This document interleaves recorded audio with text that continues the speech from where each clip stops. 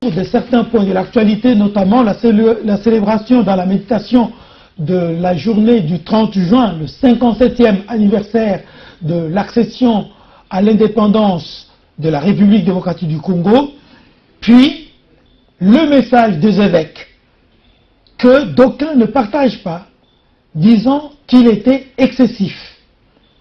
Nous avons remarqué également la semaine dernière que la série d'évasions ou des attaques de symboles publics, prisons, lieux de garde de certains prévenus, ont été attaqués, et le dernier cas en date, c'est la commune de Kalamo. Enfin, l'on annonce le président de la République à Addis Abeba. Et la presse, qui d'une manière un peu caricaturale annonce que Kabila est la crise congolaise à Addis Abeba, quel message le chef de l'État va apporter à Addis Abeba? Pour en parler sur ce plateau, M. Alain-André Atundu Liongo, il est, comme vous le savez, porte-parole de la majorité présidentielle. Bienvenue, M. Alain Atundu, et je vous remercie de tout cœur pour votre ponctualité et votre disponibilité à répondre à tout temps que nous sollicitons votre participation dans cette émission. Vous allez bien, M. André? Je me porte bien. Très bien. Et la majorité présidentielle, dont vous êtes le porte-parole, Également. elle va bien. Également. Et le président de la République Aussi. aussi. Oui. Parce que c'est la première fois qu'on a annoncé depuis qu'il est arrivé au pouvoir qu'il était malade et qu'il ne pouvait même pas adresser le message à la nation le 30 juin. Et pouf, on l'annonce à Addis Abeba. Il s'est vite rétabli, apparemment. Deux choses.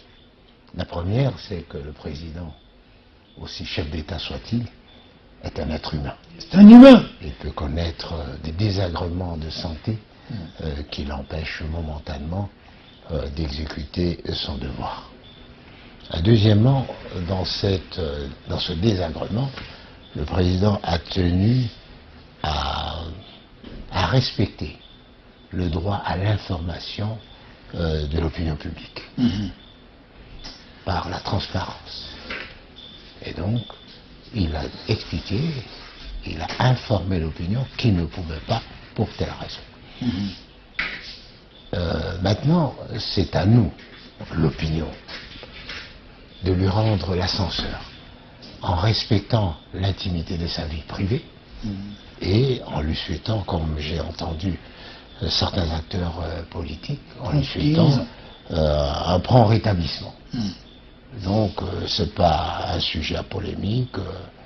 Je crois que c'est une mauvaise passe, et qui est passée d'ailleurs. Alors, le président de la République est à Addis Abeba. Vous savez qu'Addis Abeba est un grand rendez-vous annuel de tous les chefs d'État africains, particulièrement cette année, où les Africains réfléchissent de façon générale sur le rôle de l'Afrique dans le monde et comment un prompt rétablissement. Donc, c'est pas un sujet à polémique. Je crois que c'est une mauvaise passe, et qui est passée d'ailleurs. Alors, le président de la République est à Addis Abeba. Vous savez qu'Addis Abeba est un grand rendez-vous annuel de tous les chefs d'État africains, particulièrement cette année, où les Africains réfléchissent de façon générale sur le rôle de l'Afrique dans le monde et comment se prendre en charge, que ce soit dans le G5 Sahel, que ce soit dans d'autres sous-groupes. On s'est rendu compte que ce qui mine notre souveraineté continentale, c'est l'apport important de nos partenaires pour nos activités, pour même notre existence sur le plan international parfois. Alors les Africains en viennent à la question fondamentale: comment, dans ces circonstances, sauvegarder notre souveraineté? Est-ce qu'il n'est pas temps que nous puissions faire un effort un effort supplémentaire pour nous dégager de ce poids de nos partenaires extérieurs et pour nous comporter en Afrique plutôt que en plusieurs Afriques. Donc le président devait être là pour apporter la voix de la République, mais surtout ne l'oublions pas, au cours de la bataille diplomatique, politico-diplomatique à Genève sur l'enquête internationale, on n'est pas invité, les Africains ont réagi adéquatement en n'acceptant pas qu'un des leurs soit privé de son droit, reconnu par la Charte des Nations Unies, reconnu par les relations internationales de façon générale, à agir, à gérer les affaires qui se passent dans son pays et qui concernent ceux qui habitent son pays. Alors vous dites, oui. Donc ça c'est sur le plan international, et évidemment, puisque nous faisons partie de la communauté internationale, il n'est pas interdit que toute personne physique ou morale qui peut apporter un élément pour ramener la vérité, pour permettre à identifier les responsabilités, il n'est pas interdit que cette personne puisse travailler avec la justice congolaise. Mais la justice congolaise doit pouvoir exécuter sa tâche, et elle est faite d'ailleurs de façon remarquable, sans état d'âme. Alors, vous avez dit que les chefs d'État africains vont s'exprimer en Afrique et non en plusieurs Afriques. À Genève, toujours, nous avons entendu des sons discordants parmi ceux que vous appelez les chefs d'État d'Afrique. Par exemple, l'Angola n'était pas tout à fait d'accord. C'est faux, c'est faux. C'est faux. Et c'est faux. Et c'est faux. Comment? L'Angola a été parmi les pays africains qui ont refusé qu'une enquête internationale soit envoyée. Mais par ailleurs, l'Angola souffre des effets directs de cette insécurité au Kasaï, notamment par l'arrivée massive des réfugiés congolais. Donc il faut faire la part des choses. La situation concrète de l'Angola, qui mérite une attention particulière, est la vocation des États africains à constituer, d'abord à protéger les États frères, à être solidaires avec les États frères dans tous les sens du terme. Et là, la solidarité de l'Angola n'a pas manqué à la République démocratique du Congo. Alors, à vous entendre parler, on a l'impression qu'il n'y a qu'une seule Afrique, alors que il y a une seule Afrique continent, mais qu'il y a des Afriques par rapport aux particularités de chacun des États. Bon, actuellement, il n'y a pas qu'une seule Afrique. Il y a plusieurs Afriques, malheureusement. Mais la volonté des chefs d'État africains, des leaders africains, compte tenu de l'unité manifestée par l'Europe, l'Occident de façon générale, par rapport à l'Afrique, nous impose d'avoir en Afrique une seule voix pour l'Afrique. Mais ça, c'est un engagement, c'est un idéal, et encore faut-il mettre en place les instruments conceptuels, structurels et matériels pour concrétiser cette volonté. Donc c'est une démarche que les États africains sont appelés à faire, peut-être pendant une décennie, 20 ans. Souvenez-vous, l'Union européenne a commencé en 1958, par 3 États, et puis etc. Donc ne tombons pas à la tentation de vouloir raccourcir la vie d'un continent à l'espace d'un mandat de président de l'Union africaine ou des présidents africains à la tête de leur pays. Et vous avez suivi également en Afrique, il y a peu un leader qui voulait vraiment concrétiser cette unité africaine, l'Union africaine, Kadhafi, mais qui a été tué dans des conditions que tout le monde aujourd'hui connaît plus ou moins. Est-ce que l'Union africaine reste-t-elle un projet idéal,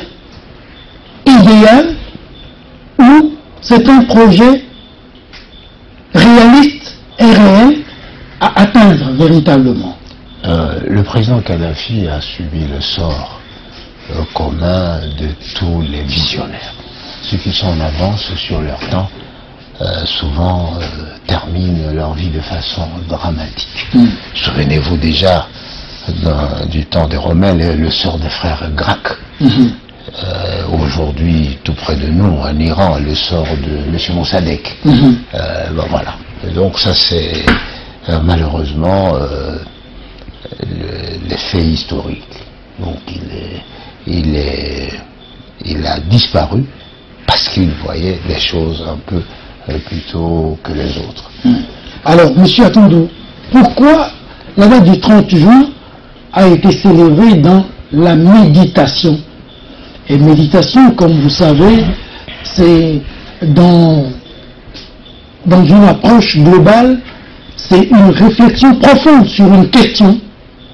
Et quand nous entrons dans le registre religieux, c'est un examen intérieur sur une question spécifique et dont on sollicite l'intervention du divin pour trouver la solution. Pourquoi chez nous la fête nationale, 57e anniversaire, célébrée dans la méditation? Je crois que une des motivations de cette célébration de réflexion provient probablement du contexte dans lequel nous vivons. Lequel? Nous avons des difficultés à Béni, au Kivu, au Kasaï, à Kinshasa, dans la plupart de nouvelles provinces. Et alors, au lieu que ce problème se résolve entre nous, on fait appel à des partenaires extérieurs qui ont leur intérêt et qui s'engagent à privilégier l'intérêt de leurs complices nationaux par rapport aux intérêts de la démocratie, par rapport aux intérêts du peuple. Et donc, le président de la République a voulu que la date du 30 juin ne soit pas seulement marquée par l'allégresse, mais surtout par une introspection. Chaque acteur politique, chaque Congolais doit se retourner à l'intérieur de lui-même, comme diraient les philosophes, se mettre à 2 pas de soi-même pour savoir si, pendant cette année, dans les circonstances que je viens de décrire, chacun a eu un comportement susceptible de défendre ou d'améliorer notre indépendance et notre souveraineté nationale. Si chacun a tout fait pour aider les institutions de la République à remplir leur devoir, à savoir assurer l'intégrité du territoire, assurer la paix sociale, assurer le fonctionnement harmonieux des institutions pour une ambition nationale, que ce soit sur le plan économique, on appelle l'émergence, que ce soit sur le plan politique, on appelle le rôle de la République du Congo, de la République démocratique du Congo, au sein de l'Afrique et dans le monde. Alors, c'est pour cette raison-là que la journée du 30 juin était célébrée dans la méditation. Je pense. Et au même moment, le PPRD, dont il est l'autorité morale, semble n'avoir pas célébré la journée du 30 juin dans la méditation. Je me rappelle encore avoir entendu le professeur Henri Mova, que nous saluons en passant, avec les jeunes du PPRD et les adhérents, en train de célébrer, j'allais dire fastidieusement, la journée du 30 juin, avec en fond le texte des mairies Lumumba, hein, parlant de l'histoire de notre pays. Est-ce que c'est cela aussi célébré dans la méditation? Ah oui, parce que le point focal, c'est la réflexion. Et je crois savoir que le PPRD particulièrement a préparé cette journée par une réflexion stratégique sur l'art de la guerre appliqué à la politique, au combat politique. Maintenant, sur la pensée du discours du président, du Premier ministre Lumumba dans le contexte actuel. Et donc, l'essentiel, c'était pas le tralala, mais c'était la réflexion profonde menée par le responsable d'un grand parti de la majorité et de notre pays. Et je crois que ça, c'est le plus important. Alors tout à l'heure, vous avez affirmé que nous sommes en difficulté à Béni, au Kasaï et dans la plupart des nouvelles provinces. Ça donne l'impression que soit le 30 juin a été célébré dans la méditation à cause de ces difficultés, entre autres, ou soit parce que le chef de l'État lui-même était malade. Je vous ai dit les raisons pour lesquelles le chef de l'État, en tant que garant de la nation, a jugé opportun de passer cette fête dans la méditation. Parce que l'allégresse populaire ne doit pas prendre le pas sur le sens de responsabilité. Et le président a voulu marquer cette prise de conscience en consacrant cette journée à l'introspection individuelle et collective. Alors vous croyez que en cette année 2017, la situation est devenue si morose qu'elle ne l'était les années antérieures? Non, c'est toujours le débat. Ce qui s'est passé il y a quelques années était difficile. Grâce à l'action, à la persévérance du président de la République, à l'action du gouvernement et à l'accompagnement de la majorité présidentielle et de tous ceux qui partagent la passion du Congo avec le président Kabila, aujourd'hui, tous ces conflits ont été réduits à un niveau de basse intensité. Ce sont des difficultés qui sont à la portée de nos forces armées, de la défense et de la sécurité.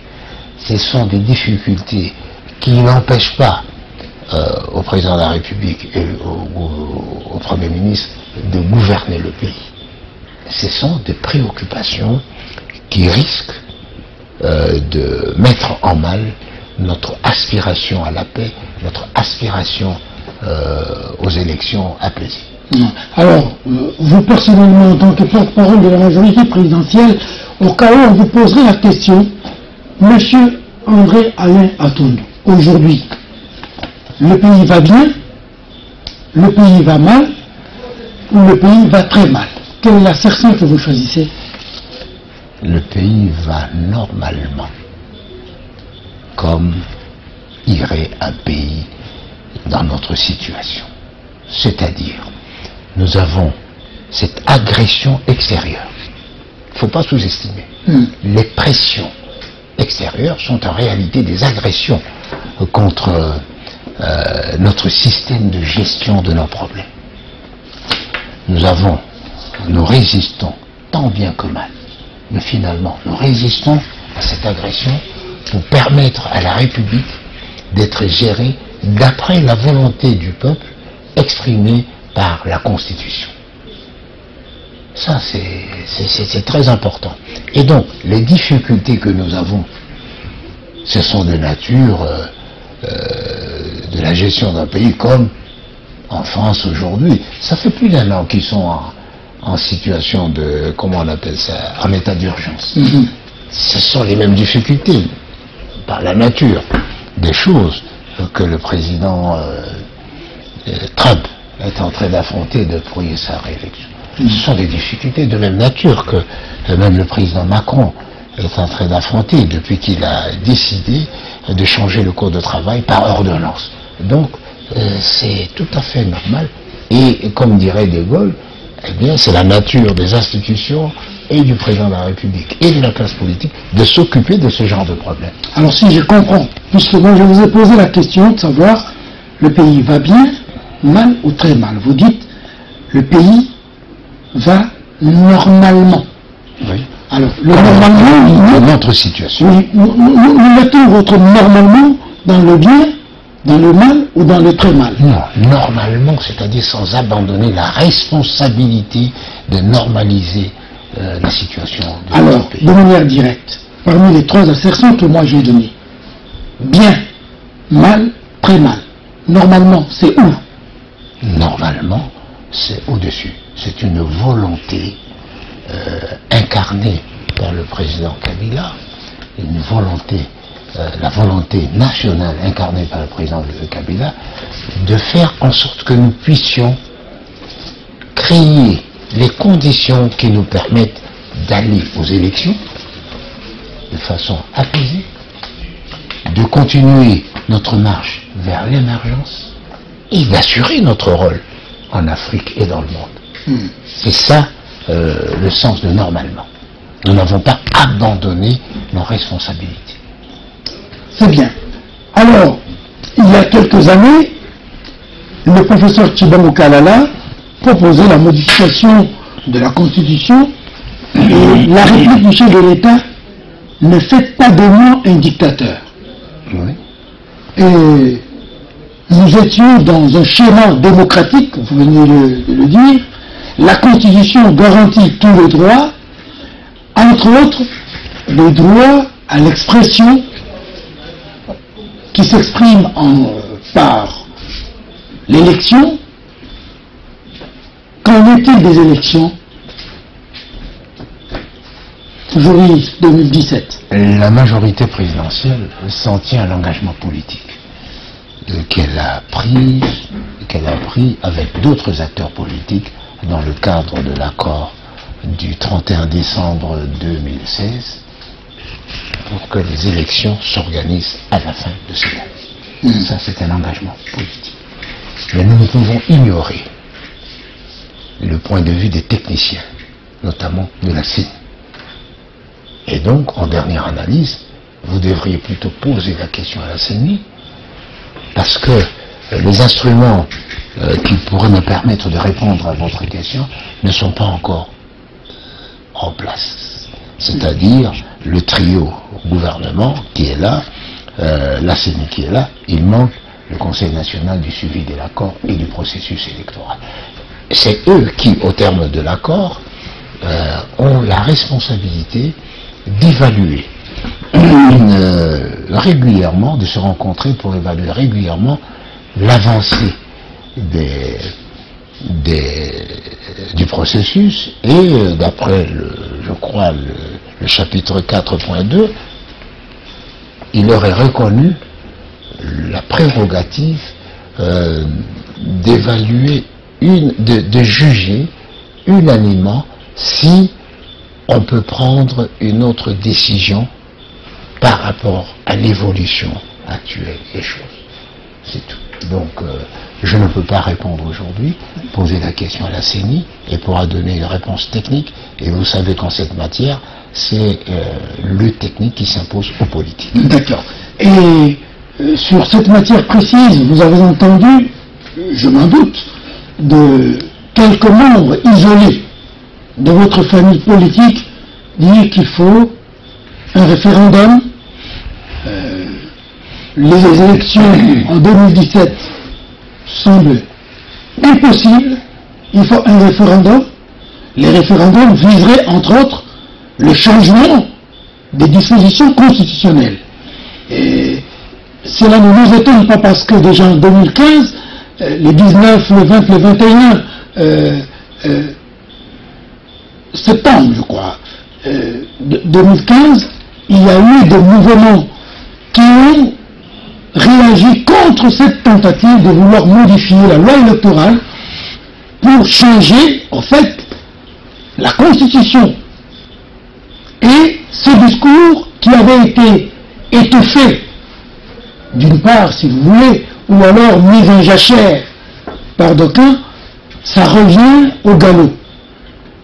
Est-ce que véritablement, vous, la majorité présidentielle, vous avez la volonté d'aller aux élections, ou est-ce que vous avez l'intention d'aller au référendum pour modifier la Constitution?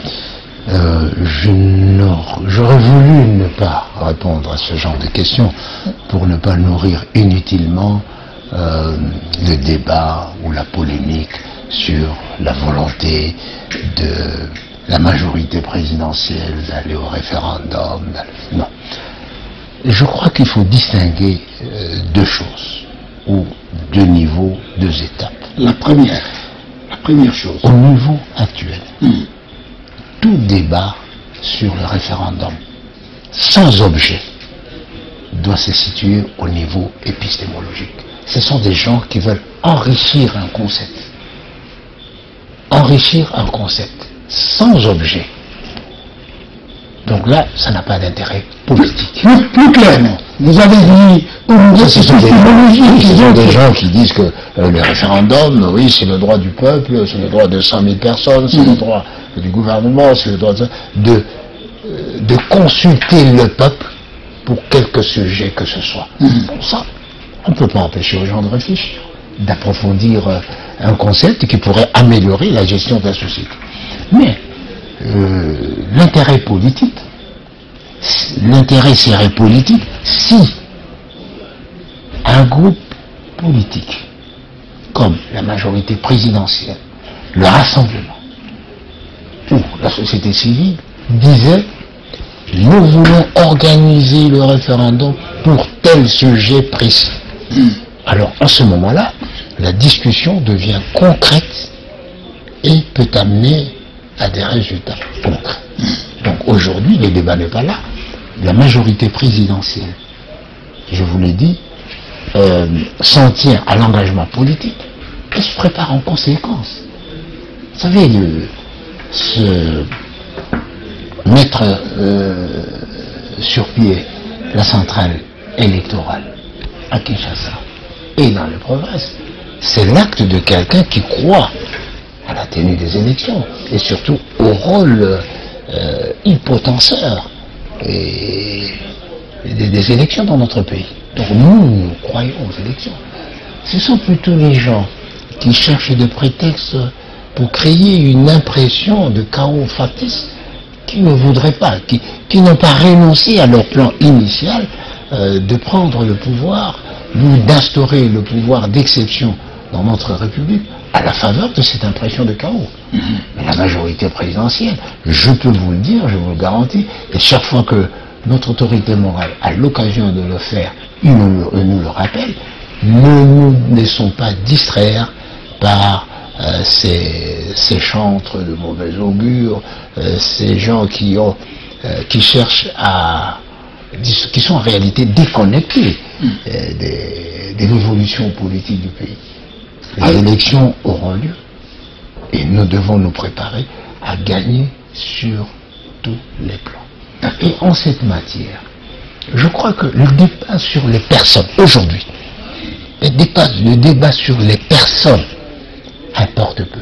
Ce qui importe aujourd'hui, c'est le débat sur le projet de société que tel groupe va soumettre au peuple. Et alors, en second lieu, la personne qui sera choisie discrétionnellement par chaque groupe, mais ça c'est au plus tard à 90 jours avant les élections, avant l'ouverture de la campagne. Le débat aujourd'hui, ce n'est pas le projet de société, ce n'est pas l'individu, mais c'est le projet. Projet contre projet. Moi personnellement, je crois en ce que vous dites, mais avec vous-même sur ce même plateau, et vous étiez au même endroit, vous dites il faut aller aux élections, et vous y croyez, vous vous préparez pour ça.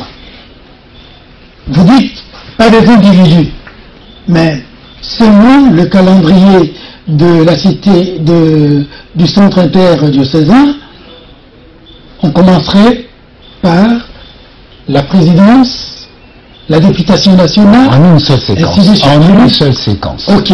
Que ce soit à la Cité de l'Union africaine, que ce soit au centre de Cézanne, on dispose que toutes ces élections se fassent en une seule séquence. D'accord. Mais jusqu'à présent, nous constatons que vous, la majorité présidentielle, puisque la Constitution dispose que le candidat, le président actuel ne peut plus être candidat aux prochaines élections, vous ne nous présentez pas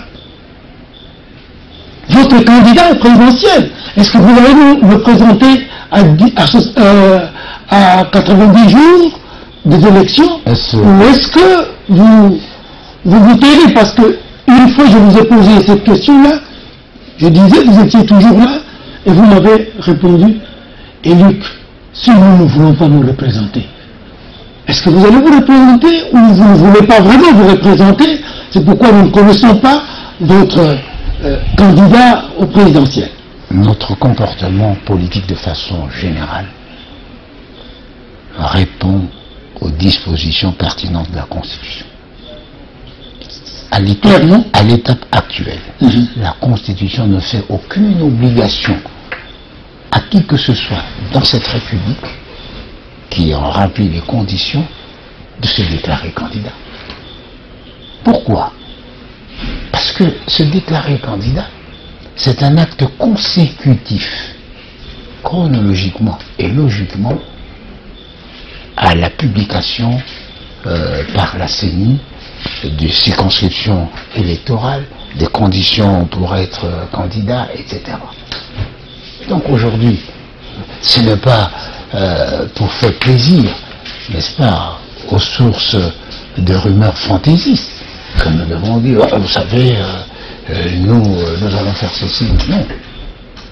Alors, monsieur Atundou, c'est pas à l'opinion que vous allez apprendre le comportement électoral dans chaque famille. Macron s'était déclaré. Oui. Bien avant. Mais c'est un acte de volonté personnelle. Si le délai, voilà, je vais vous dire concrètement. Oui. Pour que quelqu'un puisse se déclarer candidat, c'est-à-dire prétendant au poste, disons d'abord à la candidature, pour être prétendant à la candidature, il doit remplir toutes les conditions de la CENI. Or, parmi ces conditions, il y a la circonscription électorale. C'est pas seulement, parce qu'il ne s'agit pas seulement de l'élection présidentielle, il s'agit aussi des autres élections. Il ne s'agit pas seulement du peuple congolais, il s'agit des populations qui constituent le corps électoral. Et aujourd'hui, vous savez que nous sommes à, je crois, à plus de 30 millions, sur les 41 millions. Il faudrait d'abord encourager. Ceux qui croient aux élections devraient encourager la CENI à poursuivre les 10 millions qui restent et lui demander qu'en pensez-vous. Lorsqu'ils auront terminé, alors ils pourront envoyer le résultat au bureau de l'Assemblée nationale. Le bureau de l'Assemblée nationale pourra programmer une session où on déterminerait les circonscriptions, les conditions, etc.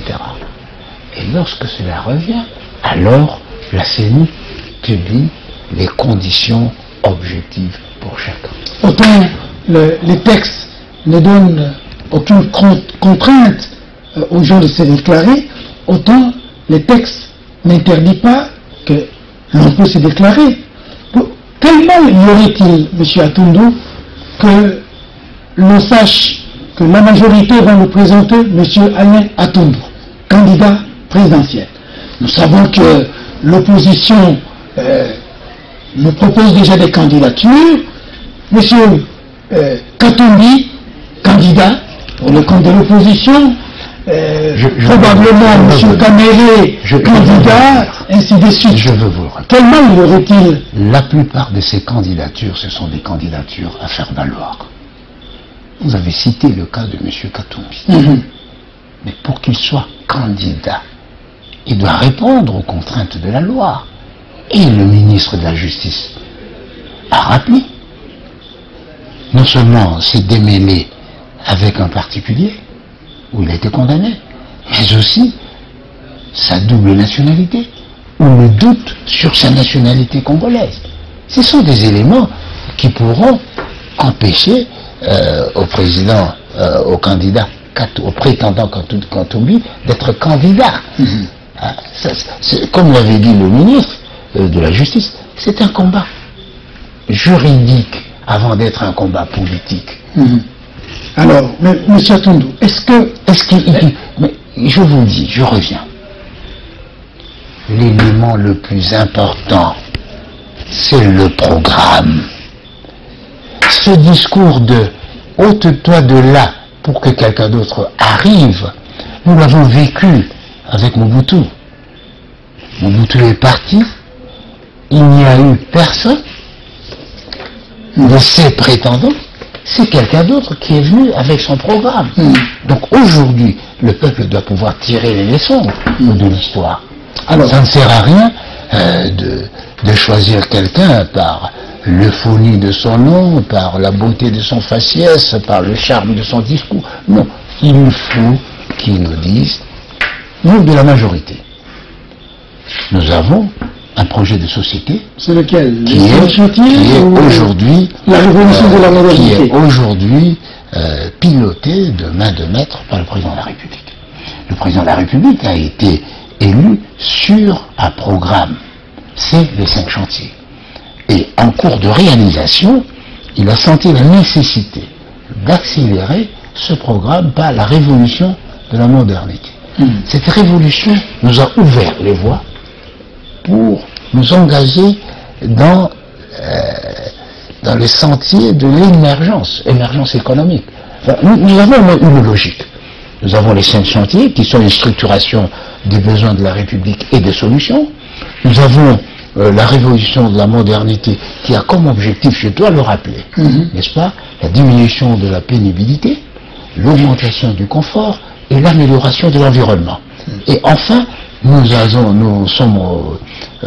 avons la phase de l'émergence économique dont l'objectif essentiel est de donner le plus de moyens à l'État pour améliorer les conditions sociales de nos populations. Nous avons une vision, mais de l'autre côté, on ne voit aucune vision. Les conclaves qui s'annoncent et se désannoncent n'ont pour objet que, voilà, nous allons faire telle action politique, telle action de manifestation. Non, le peuple n'a pas besoin de ça. D'autant plus que ces actions ne visent que l'instrumentalisation de populations pour des ambitions personnelles et même des frustrations. Monsieur Alain-André Atundu, moi je vous sais un grand intellectuel. Croyez-vous, en partant des propos du ministre de la Justice, double nationalité, pour quelqu'un qui a été nommé par le chef pendant 10 ans, votre gouverneur, pas n'importe lequel, c'est lui que vous avez fait passer pour le meilleur de tous, et auprès de qui les autres allaient pour se nourrir aux mamelles de la bonne gouvernance dont il était détenteur. 10 ans, gouverneur.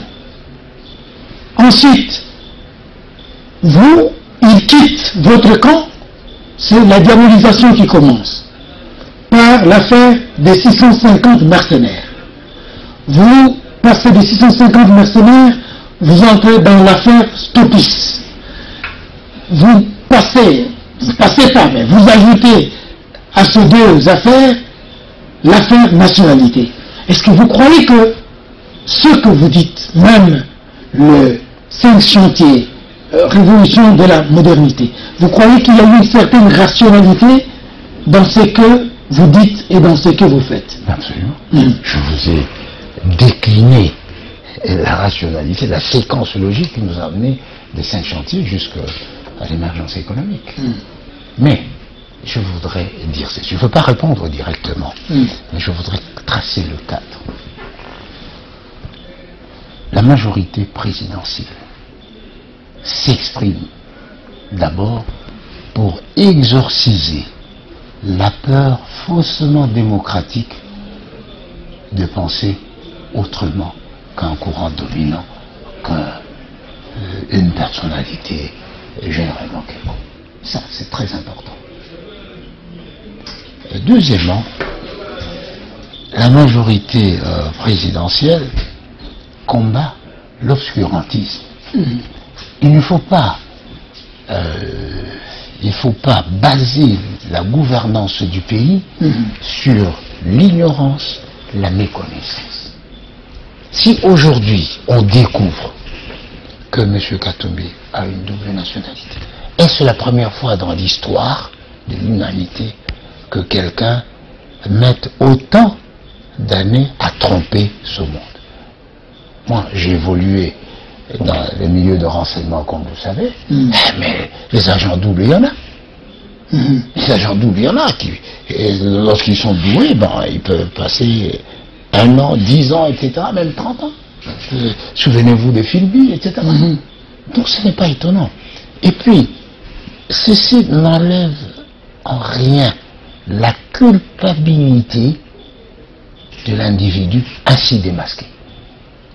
Vous n'y trouvez aucun acharnement? Il n'y a aucun acharnement. Merci.